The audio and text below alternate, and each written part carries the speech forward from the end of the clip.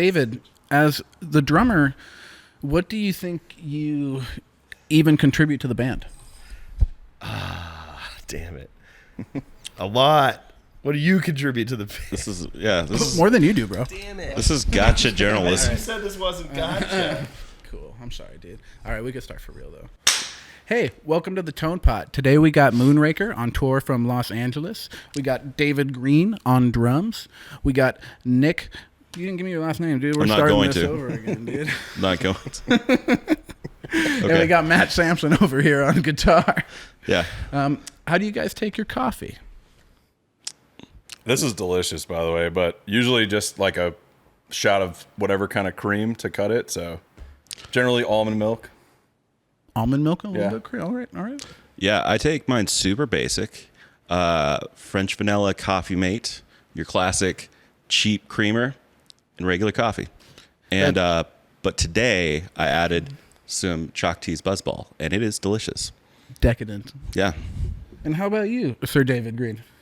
I don't drink coffee. Good answer. All right, cool, man. Welcome to the podcast, guys. Good to be Thank here. you. Cool. Thanks for having us. So here on the Tonepot, we're going to see what got these guys into music, what made them play the way they want to play, and get some hot takes on tone. You guys got any hot takes on tone for real, though? Anything that you particularly feel is a hot take for you in dialing in tone, or stuff that you hate to see other people do that may be a hot take on tone? Oh, sure. I hate pedalboards. All right, dude. Also, out in the truck is my pedal board. Yeah. There we go. But it was a controversial day when I brought it to practice because, we don't really like, pedal boards, any of us. But It's a specific style of pedalboard, obviously. We're going to get in it. Okay. Yeah. Believe that. But for sure, I think that is a fairly hot take, Mm-hmm. I get it kind of from the punk rock community, but Dead Kennedys, so whatever. What about you? You got any hot takes, drummer? About town? Yeah, I also think pedalboards look dumb. That's what's up, dude. What about you, Matt? I mean, no real hot takes, I guess. A humbucker through a nice hot tube amp is all you need. Gonna touch on that a lot too, for sure. I got a take. Definitely. I think that like the trend of like going smaller and like combo amps instead of like stacks, not as cool as everyone thinks it is. I don't think everyone's gotta chill out on the simplification just a little bit. I think there's something to be said about like a head and like a 412. And we're the authority because we're older and have bad backs and shit. So you would think we would like smaller equipment. I personally agree. Just like on a technical standpoint, I need like 100 watts to get any sort of like headroom out of a clean channel anyways, if you're incorporating that at all into your set. If you're dirty, I'm sure you're all good all day. But We're pretty nonetheless, dirty. dude, I definitely think there's something to a more wattage. And I love 4 speakers pushing air. I don't think looks cool. one speaker does the same thing for sure. I get it. Tell me about Moonraker. Like, how long have you guys been a band, and where did you guys start? All that stuff. At this point, It's been a while. Was it 2011? 2011-ish? 2011? Sometime around April. We started I like think. kind of like middle of 2011. Like, I don't know. It's a very interesting story. But no, 2011, and then we had a couple false starts, and I would say the way it's sort of been going as it is now, maybe 2014.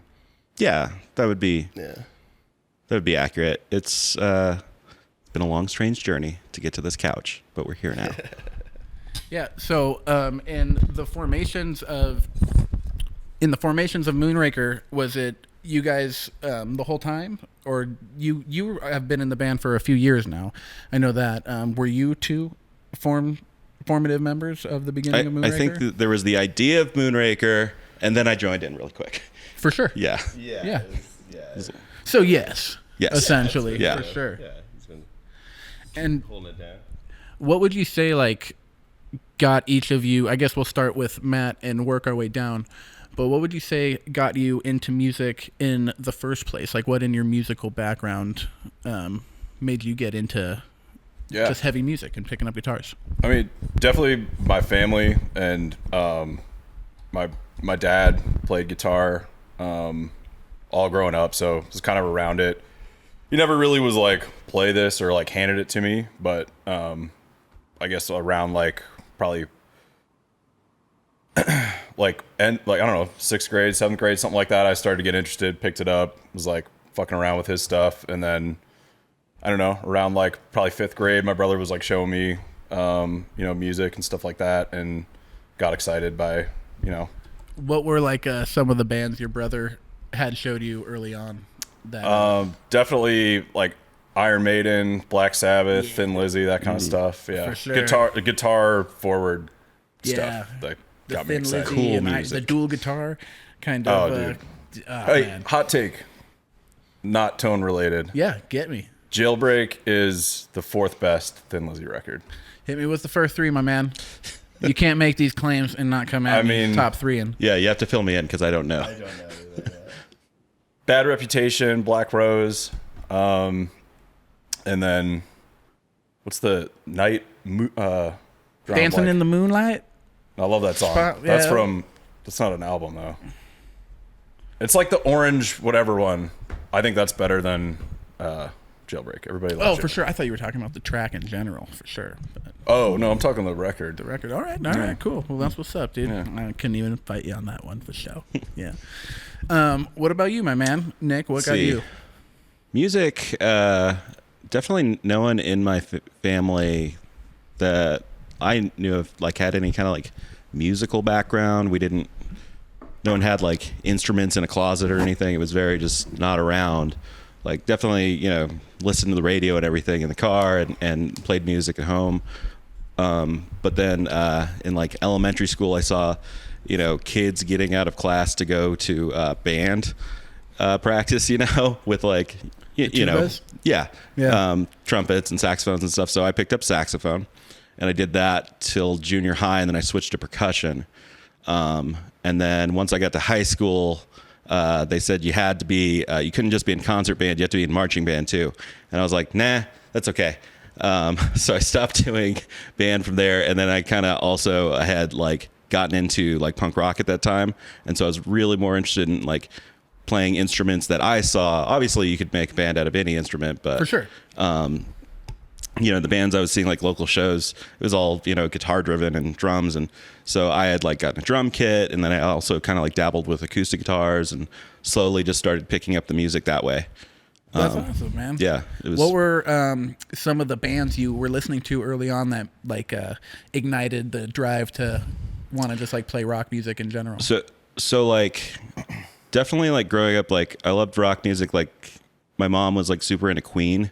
So like a lot of like one of the classic Queen like albums was like always in the tape deck. Greatest hits and or also something, yeah. that because it had a Queen song on it, like the Wayne's World soundtrack was also on cassette, and also weirdly the soundtrack for the Big Chill, which was not exactly Soundtracks were big, dude. yeah, it was not exactly the super rockin' modern music sound, but really into that. And then in junior high, though, I remember seeing like a kid that was like first day of school in 7th grade, first like new junior high school. This kid that was like late to class and like was getting in trouble, like had to go to the front of the class and like had a safety pin back patch, and we had to like wear school uniforms, so this was like breaking the rules, but it had like a Mad safety pin rebellious. back patch with a Sharpie, so it was like that what's it, duck cloth, like that you make patches out of. Safety pin on with a Sharpie Dead Kennedys logo, and I did not know what that logo was at the time. I was just like, that logo looks fucking badass. Yeah. So then it was like, It's tattooed on your arm right there, man. yeah, I kind of Mexican tattoo when you're 17, you have to do it when you're down in Mexico. Oh. We'll touch on Mexico in a little bit, but let's- Yeah. But definitely got into Dead Kennedys and just kind of snowballed from there, finding different punk bands. And that's what's up, man. Yeah, for sure. What made you want to start banging on drums? First of all, were drums the first instrument that you decided to pick up? Secondly, what bands and what led you to taking that path and all that stuff that I just had? The drums were the first instrument I played. I played a bunch of percussion-esque instruments, but I can fake my way through like a keyboard, but I'm not like proficient at anything. But yeah, just drums. I got into music. My mom was a middle school choir director, so Oh snap! there was always like her like kind of practicing a piano and like parts that she was gonna like teach to her kids. And I've been to so many middle school productions of, plays like. What made you want to take the rhythmic approach to thing, like to be the sort of like the driver of or conductor of the train, so to speak, and like driving the beat? Honestly, Animal from the Muppets. Best answer I've heard in my life. Yeah. It's real. Because I started playing when I was like 9, so it wasn't like I was like into like cool music and like wanted to like do that, and like it was honestly just like really like the Muppets, really like the movie That Thing You Do, and Yeah, Electric Mayhem. Thanks, dude. Electric Tom Hanks, Mayhem, dude. huge inspiration for our band. You know. we go way back with the Electric Mayhem, and before Lips was in the band, before he was in the official lineup. So, coming out of like the Animal, That Thing You Do era of your life, what did you hear that was like the big rock drums where you were just like, oh fuck, I need to do that? It's Dookie. It's the bridge of Welcome to Paradise. It's just that. Burnout Part 2, man. Yeah, yeah. It's Yeah. it's Dookie by Green Day. It's the first record that was like mine, So far in the, I believe we're at episode 6 right now. Every episode I think has mentioned Dookie in some capacity for sure. Weird. Is it Completely. only guys in their 30s? It's kind of a popular record. Yeah, actually, yes. People have heard of it. Yeah. So far. Yeah, dude, that definitely is a Tonehenge album for me, for sure. Did you get I have a question for you. Yeah. Do you know how to administer the Dookie mod?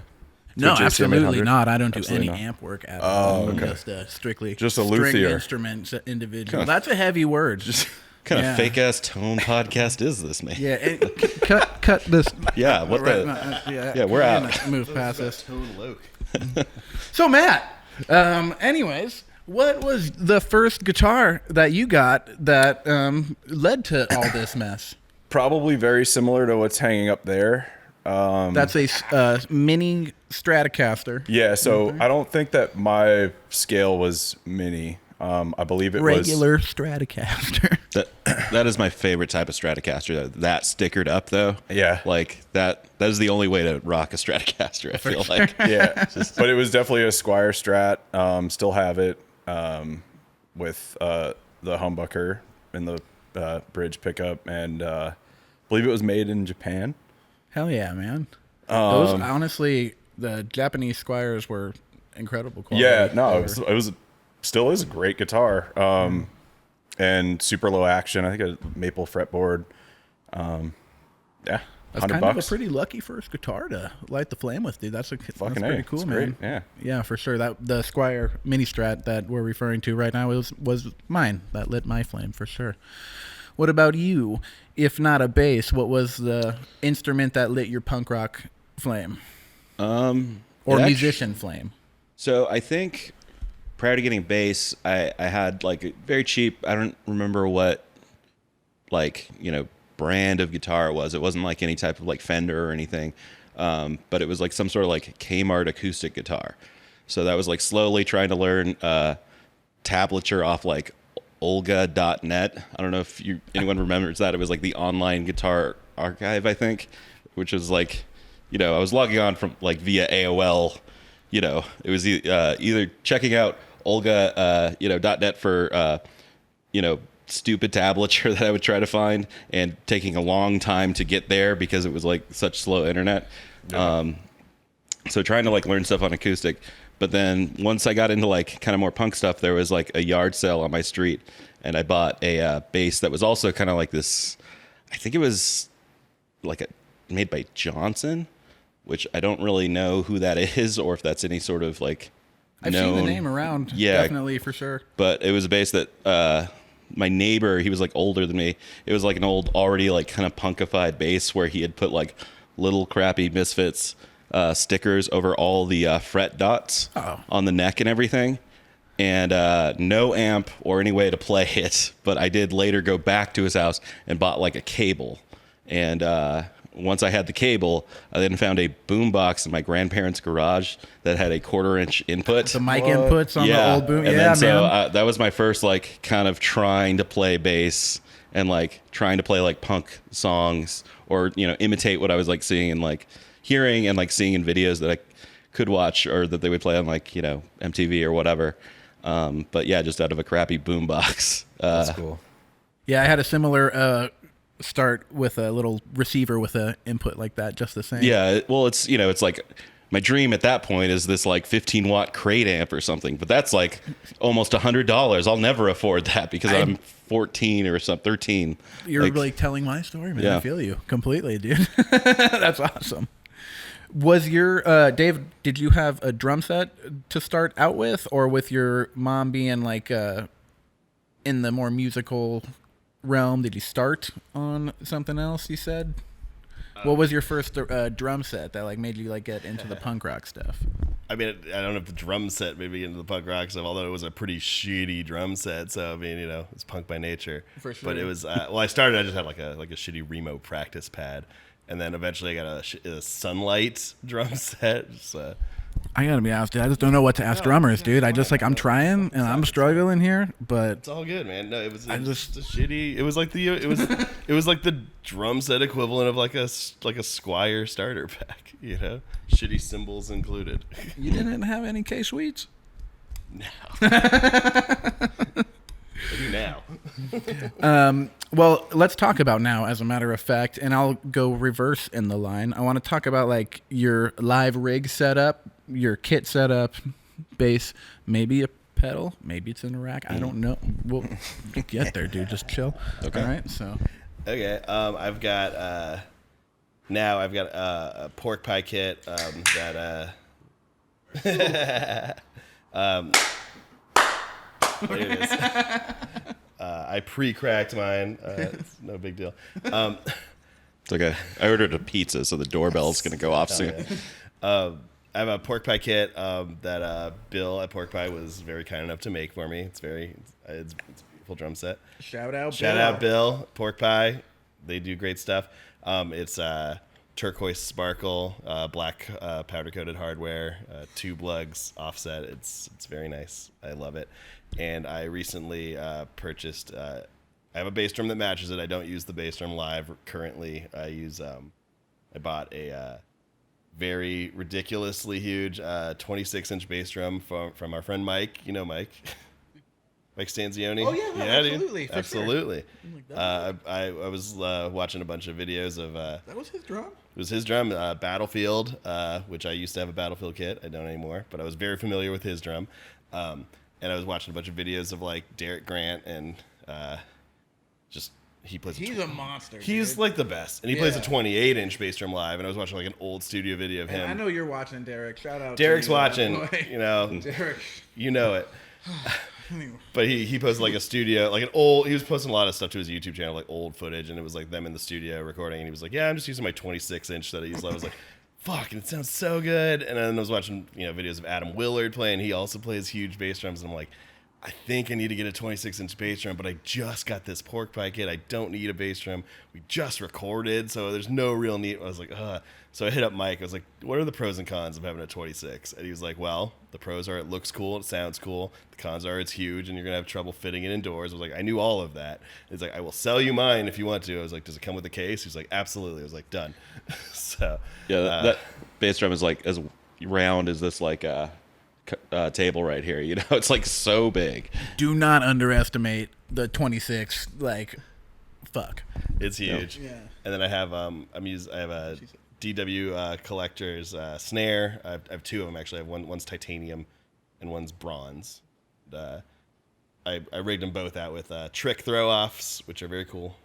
But they didn't fit quite in the factory hole, so I had to drill through the shells to put them in. And I got die-cast hoops for both of them. For the bronze one, I took all the hardware off and took to like a car wheel warehouse and had them powder coat them black for me, so it looks really really pops.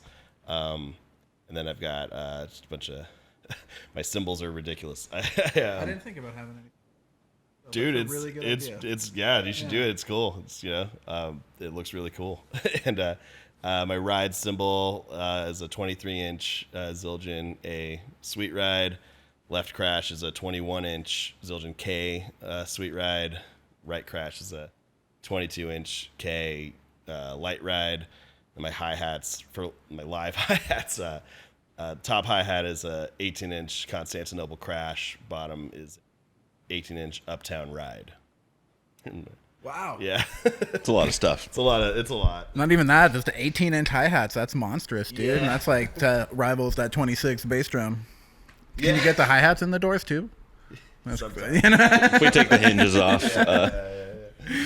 What about you, Nick? What's your current bass rig looking like? I know So- you're playing Fenders, I think, currently. Yeah, so for the actual guitar, it's Fender jazz bass, American jazz bass, and it's awesome. It was, I think, like 2016-ish made with whatever that model is, but it has like, I think they're the, I don't know, Fender noiseless pickups. Are they version 4 or something? Or I wouldn't be able to say from that year, whatever. but those are rad pickups in the two. Yeah, gate like I positions, didn't really know anything about them until I bought the bass, but then I was like, holy shit, they're so cool, and they don't like make any they really are like noiseless. And for a live situation, Yeah, they're like super hot pickups, like exactly like the tone I want. And then I try to do like some like kind of moving around like fast on like the fretboard when I'm playing, so I kind of need the jazz neck. Like I've tried, like everyone plays a precision, like that's what I should be playing. That's the tone and everything, I know. But it's just, I need that neck like to be like nice and slim so I can like move around and like reach everything faster. Tone is where you make it. Yeah. Okay. Tone is where you make it. Okay, I get it. But yeah, so I'm running, that's the guitar rig. And then the only, I do have one pedal, and it's just the Sans amp. So, which I think is pretty like. You heard it here. He's got It's one not, it's pedal. not on board. It's not on board. Okay, I keep it. Gotcha. Yeah. Finally. Again, I hide it off stage. Yeah. All right. Someone else off stage activates Team it. of guys under the stage. Yeah. working next pedal. Yeah. We should have brought the Moonraker tech in here, who operates Exactly. all the pedal boards. Amp wise, of 810 Ampeg Heritage, pretty standard. And then the actual amp head is Mesa Carbine M6, I think is what they're called, which they don't make anymore. I really, really enjoy your bass tone through that Mesa setup, dude. That is a really nice sounding I amp didn't head, dude. realize, so, for certain reasons, we had to replace a lot of things. We're about to get there. Yeah, but I had that amp before, and I really liked it and everything. And then when we were looking into replacing, upgrading gear and stuff, I went with other like Ampeg things. Like I've played like Ampeg Classics and all the different like SVT versions. I've tried them and stuff, and they're cool and they're like industry standard stuff.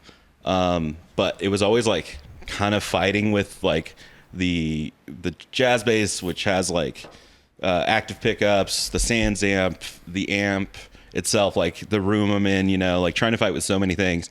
And then finally I was like, I really miss that Mesa because it was like lighter than any of the Ampeg stuff. Oh yeah. And then well, because I was also like rocking like the classic, which is So like okay, the so full head fucking shell heavy. kind of Yeah, and Four tubes. It was also like fragile too. Like it was like so solid, so heavy, but like we would try to be very careful with it, and it would always break down on me, and like it was in the shop a lot.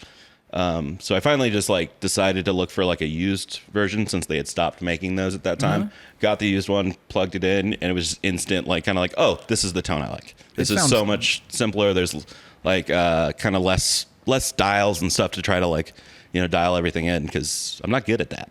I need like less knobs to turn. It just makes it easier. I hear you, man. Yeah. And while we're on the subject of Mesa, and you know what? Thank you, everyone, for sitting through the rhythm section right now. But we're going to just pop right over to my boy, Matt. What y'all came for. Yeah. The money. Let's start with the strings, man. Yeah. What kind of acts are you playing, and into what have you? Yes, indeed. It's a 2001 Gibson Les Paul Standard, wine red.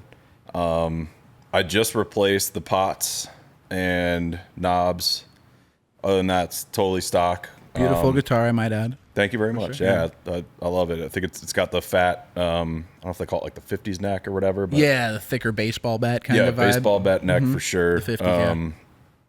But I love that guitar. Love the way it sounds. I love the pickups in it. It's always super hot through whatever amp I'm using. And yeah, it's been really great. So It definitely fits the Moonraker ticket, dude, for sure. Yeah, As far as the tone, like the thick buckers and the like Totally, you man. touched on earlier, That's- bucker through a yeah. on it. But let's creep our absolutely. way down the path. All right, after Yeah. the Les Paul, what's going on? So Let's talk about the yeah, board. I mean, I play on the record, and then in the truck right now we have Nick's. It's actually Nick's dual rectifier.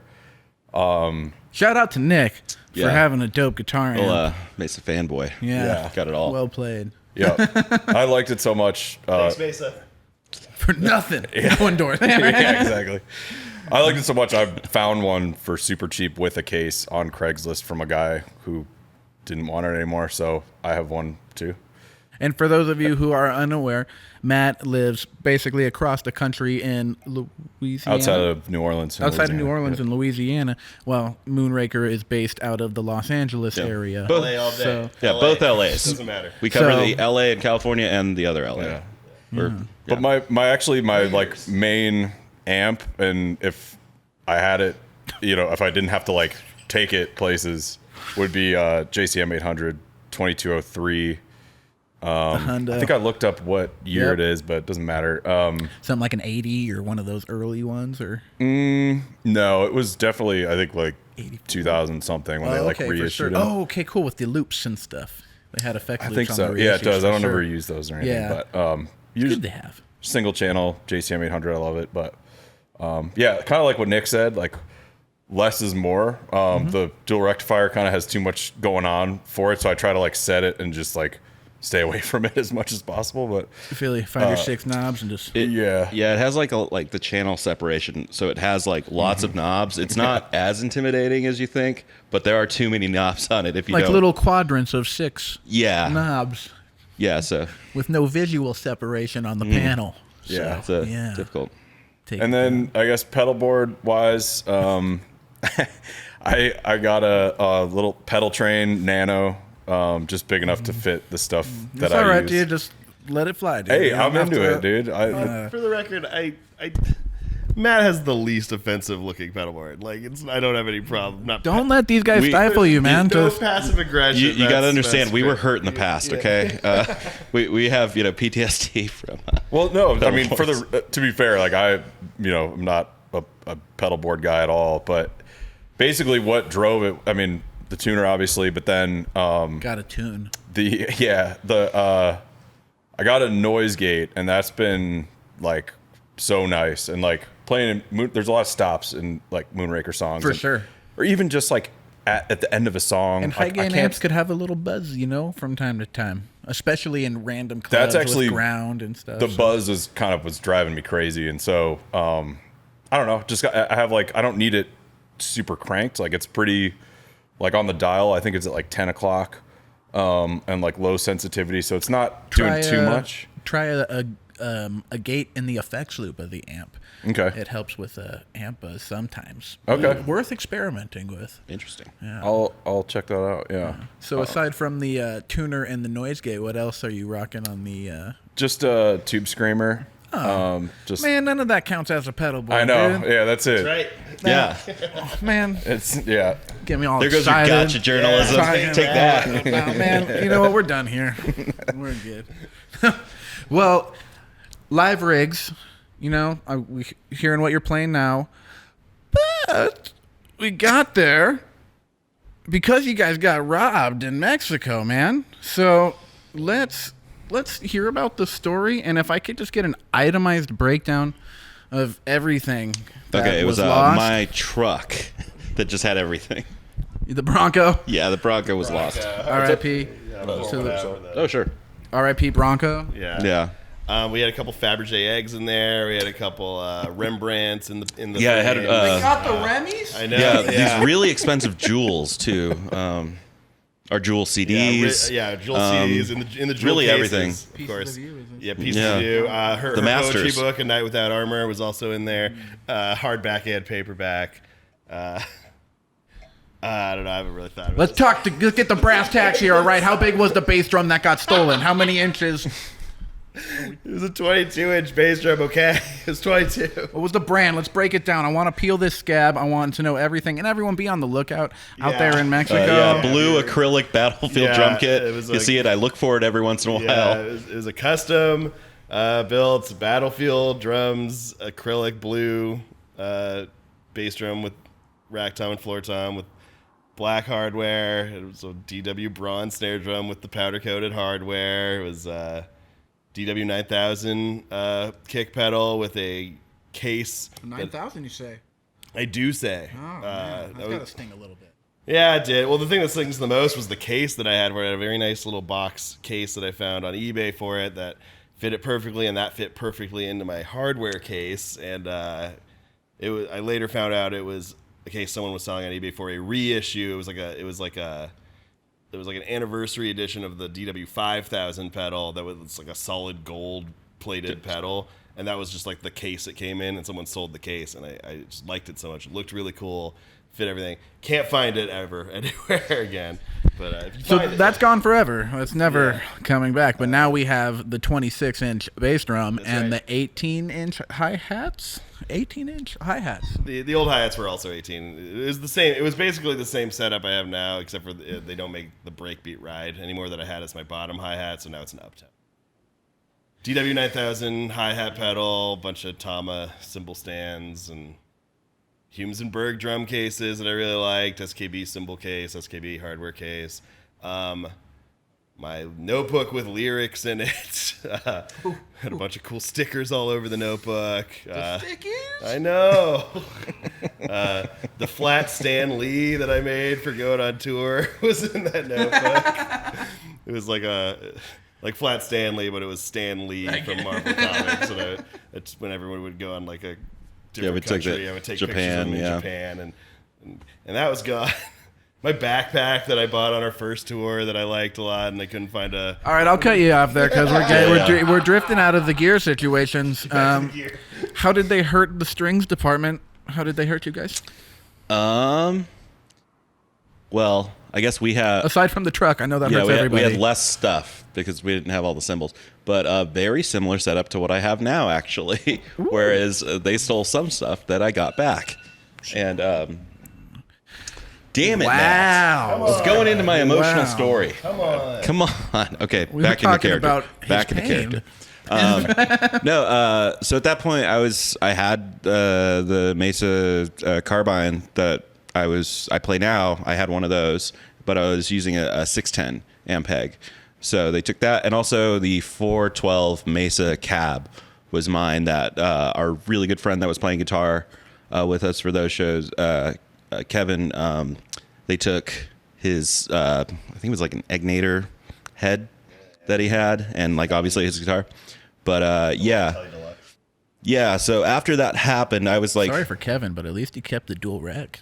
If you're out there, Kevin. You know what I'm saying? Yeah, that dual rectifier, I'm actually kind of glad. It's one of the few things I'm very sentimental about, because that dual rectifier is like the first big purchase I ever made when I was 18. It's like bought a brand new Mesa. That's a big purchase for an 18-year-old dude. I was dreaming about it. It was my first like I had this. I somehow got like a really like high paying job at like 18, and I was just like wasting money. And so like literally the first paycheck, I was like, all right, let's go to Guitar Center. And everyone plays Mesas in bands I love. So that was why I picked that. I didn't really know anything at the time, and then later found out it was a really good company. And when we were recording, Chris liked the tone a lot. He was like, look, how about this? How about this record is going to cost half as much as it's going to cost you if you give me the SAM. He said that on multiple records. He said half, and then I think our last record, he said, record is free if you give me this amp. And it was like I was like, I know he's not going to do it. And I was like, guys, I'm really sorry, but like no, I don't want to sell that amp. But did they get a bass and guitar from you guys as well? Or? So they took the bass, and then few weeks later, because I was very meticulously scanning like OfferUp and like Facebook Marketplace and eBay, someone had put it up for sale. And I saw it, and I was like, I think that's my bass. So I slowly kind of messaged the person selling it. I was like, hey, that's a really cool bass, because I was kind of concerned that they would just like block me instantly if they knew I was like, hey, that's my fucking bass. Yeah. I was like, that's a really cool bass. What year is that? Could I see the serial number? Like, what year was it made? Sends me a picture of the serial number, and then I look at like my old receipt, and I'm like, damn it is my bass. And I'm like, hey, I'm literally not accusing you of anything. I just want to like tell you like this is my bass. Like I have pictures and like this is a serial number. Like here's like this receipt. Like it was stolen, in Tijuana like a few weeks back. And that guy instantly messaged me back. He's like, hey, I swear I did not sell this. And he like instantly like roped in someone else. He's like, I bought it from this guy here. And this other guy starts messaging me. It's like, hey man, I bought, look, check out this receipt. I bought it from this pawn shop. Like it had been stolen, like it had changed hands several times.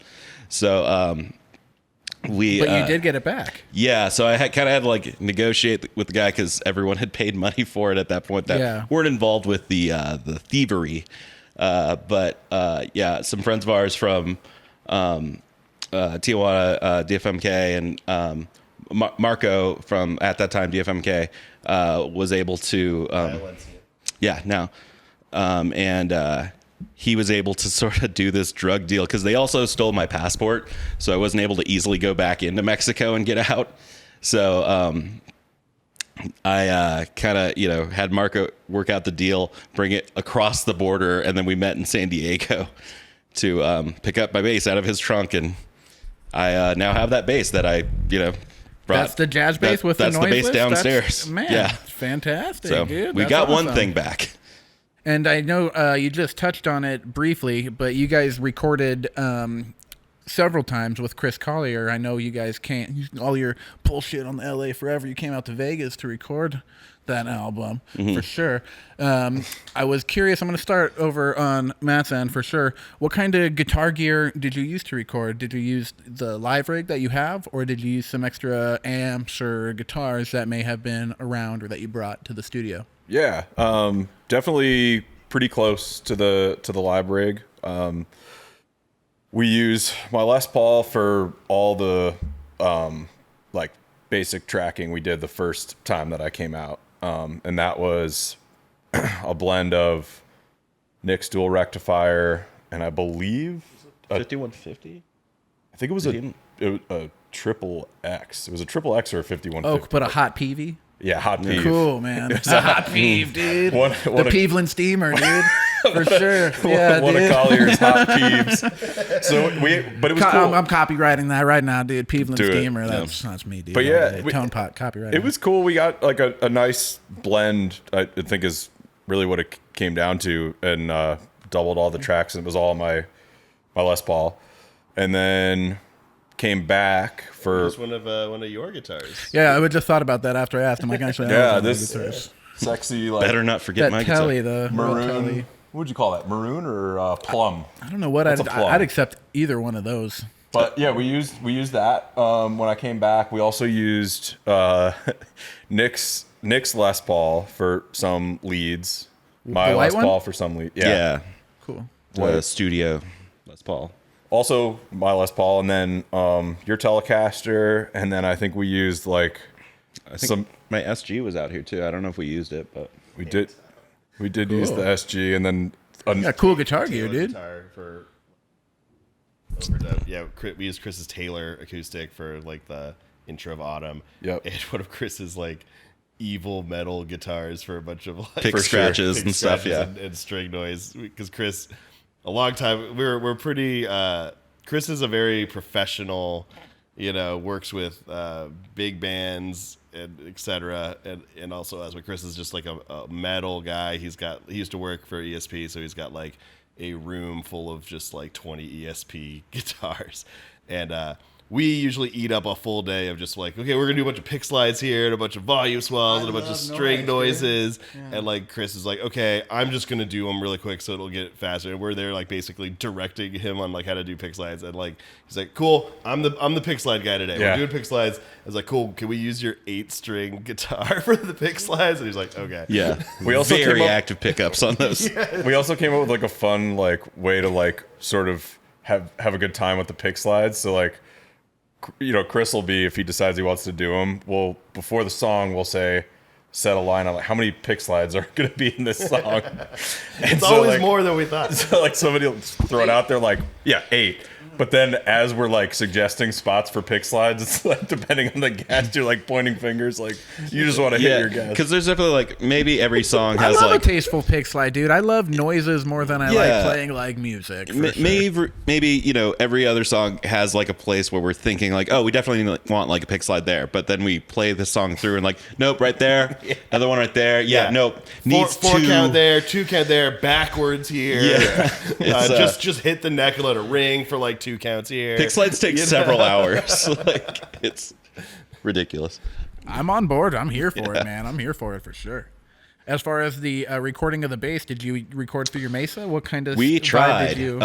So we didn't. We did the drum stuff at studio. What was the name of the studio here? Skeleton Key. Yeah, and that's then, Skeleton Key Studios. In case you couldn't hear. Yeah, they were really cool. Yeah, and then we did all the guitar and everything else at Chris's house, in his like home studio. And then, but there was no way to like mic up a bass cab.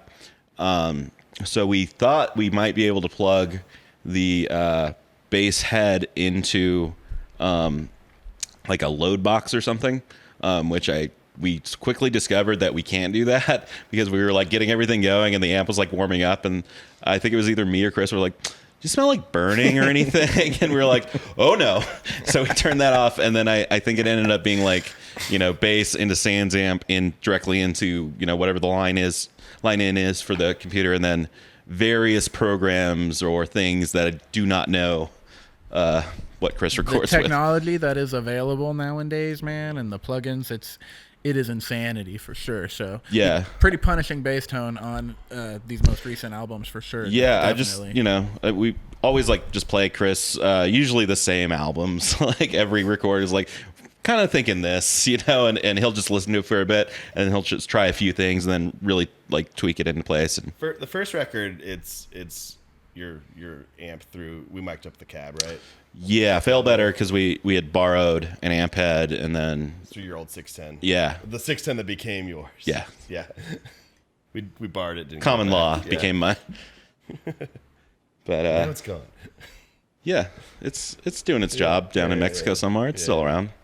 Someone's getting some use out of it, I'm sure. I hope so. That's my biggest hope is that someone's playing all the instruments, and that my truck down there is helping.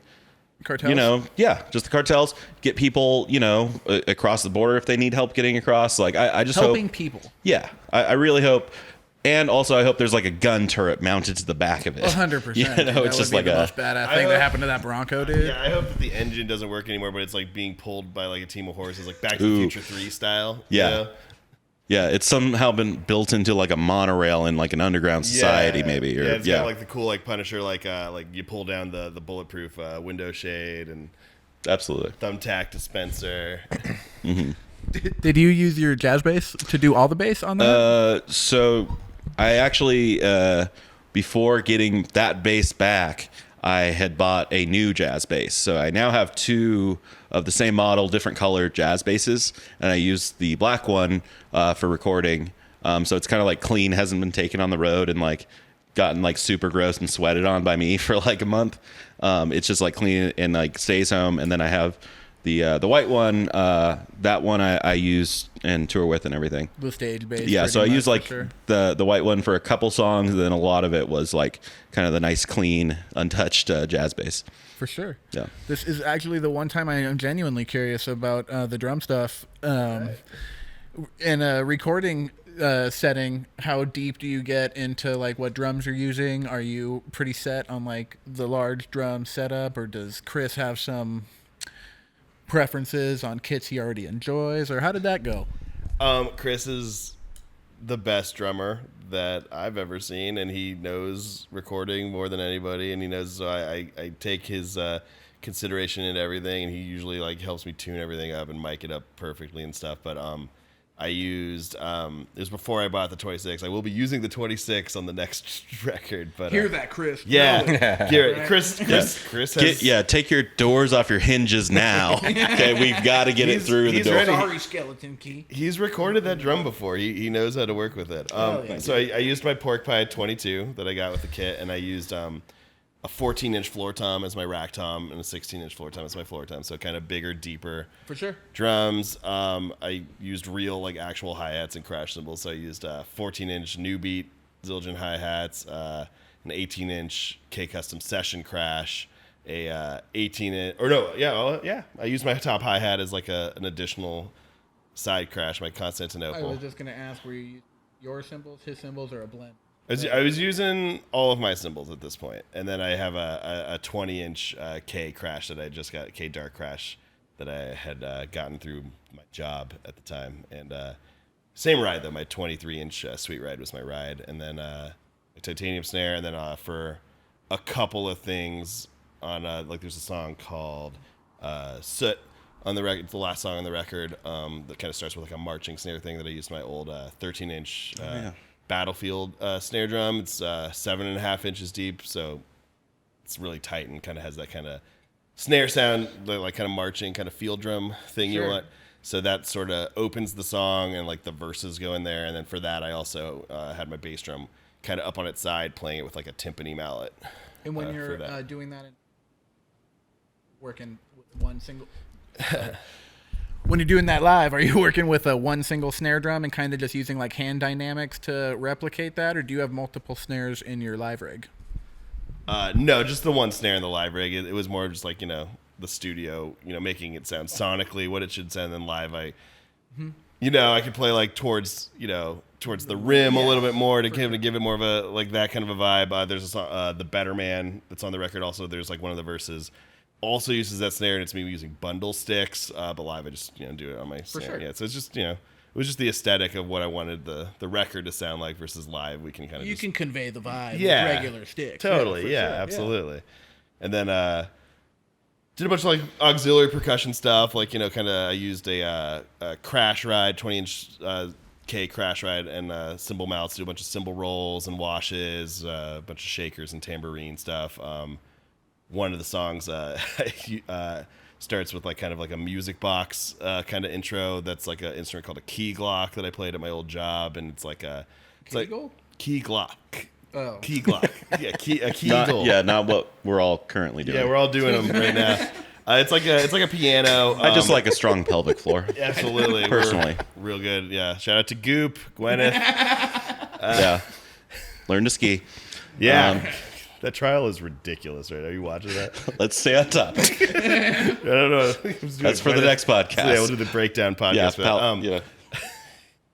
It's an instrument called a key glock. It's a piano, and you hit the keys, but the hammers hit like glockenspiel bars instead of strings. So it gives you like a music box tone. And then over that, it's me cranking just a socket wrench to kind of sound like it's a music box winding up. That's and cool, dude. Yeah, it was like, did a lot of fun stuff like that. There's like a bunch of field recordings that we did. Like there's like us in my garage, like hitting like whiskey bottles with like hammers and like a bunch of like car door slamming and like running and like fake, I did a lot of skit work for that. There's a song, there's an intro to a song that basically we wanted to convey us drinking at a bar while our car got stolen outside. So we sort of recreated where the inspiration from that came from.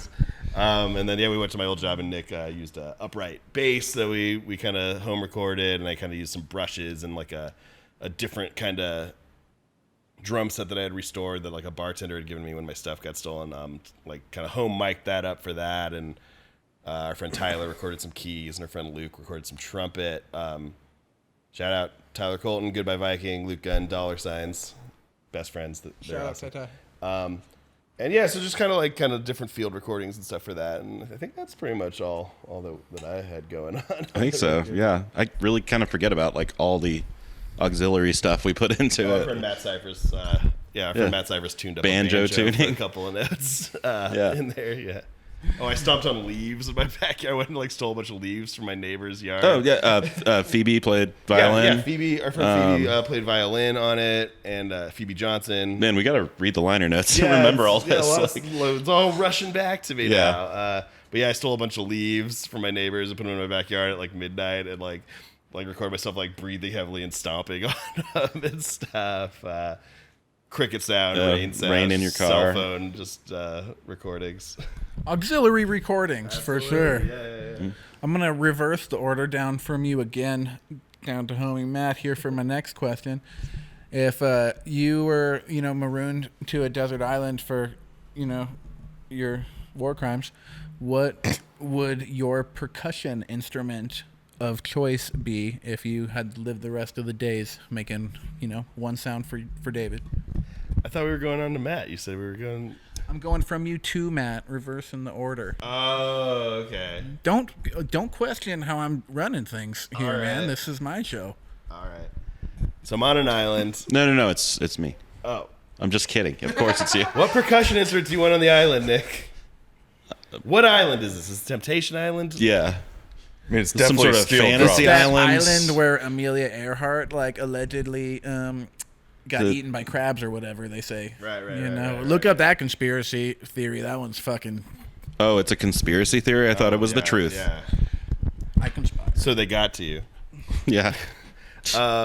So are we talking like it's got to be? I'm a company man. Yeah. I thought we were all red-pilled here, but apparently not. Okay, seriously. Am I doing? It has to be percussion, hand percussion. Because honestly, Got your podcast? I don't know. I don't know anymore. You bring us So- into your house, you give us buzzballs. Again, what were you saying earlier about the Ukrainian conflict? Oh. Okay, so what kind of snare? This is just a fantasy world where I get whatever I want, right? Just my old drum set back that was stolen. That's what I want on the island. I want my acrylic battlefield kit. That's what I want. That's an acceptable answer. It's not a good one, but that is an acceptable. It's my island. You're not welcome on my island. There's hot chicks on this island. So- Blackjack. We're in Vegas, dude. Yeah. So, Nick, you find yourself stranded on a desert island by no fault of your own. Okay. Obviously. It was me. I was driving the bus. What would you take to make the noise that you want to hear for the rest of time? I think I want something very universal. So, like an acoustic guitar of some sorts. Popular answer. Like something that I can, I can play a nice chorusy song. Nice I dobro. do like an acoustic bass. It's very fun to play on. But I want to be able to be the guy at the party that pulls out the guitar and kind of knows how to play a song, but doesn't play it really good and forgets the lyrics No, halfway through. you're going to be alone. Yeah, I thought that was the nature. I was, Yeah. I figured I was marooned on an island on purpose. so there's no party. They were leaving me for being the asshole at the party. We sent him to the island. Yeah. to bring You played guitar to the Wonderwall party. too many times, Yeah, dude. yeah. I'll be that guy on the island alone. Well, that's what's up, man. That's honestly a pretty good answer. I But can't also, fault there's you. blackjack It's popular. and Yeah. I don't know, drugs or something in the guitar. Well, we run power for any guitar rig, so you can theoretically do whatever you want. cool. But there's just huge 6-foot-long crabs that will tear you to pieces. Okay. Well, then also I want a jet ski. All right. Cool. Oh, and Cool. the As a part of the rig? strings have not been clipped, so they're really sharp, so we can impale fish with them. Yeah. on the island. But also put marshmallows on them. and Nylon kinda strings roast only. Yeah. some. sorry. You Ooh. cut Add it this into the caveat. guitar. It's not a guitar. It's a cake. Yeah.